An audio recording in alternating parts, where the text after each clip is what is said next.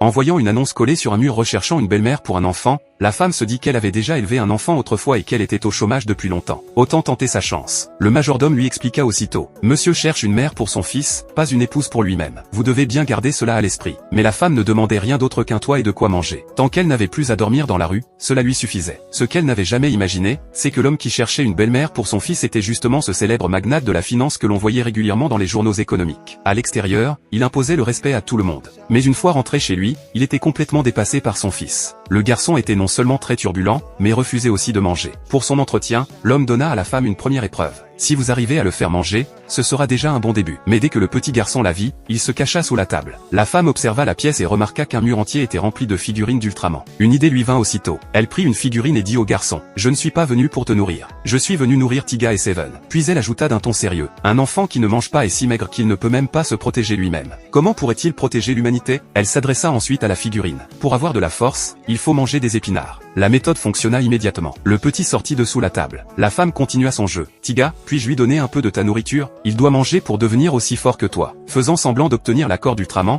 elle donna quelques bouchées au garçon. Le petit acquiesça docilement et mangea. En voyant cette scène, le PDG ne put s'empêcher de sourire. Cette nuit-là, la femme resta dans la maison. Mais le lendemain, l'homme découvrit avec stupeur qu'elle et son fils étaient accroupis près de la gamelle du chien en train de manger. Les sourcils froncés, il demanda, « Pour qui prends-tu mon fils exactement ?» Avant même qu'elle ne réponde, le garçon s'écria, « On joue à un jeu de rôle. Et puis je mange plus que le chien. » L'homme eut mal à la tête.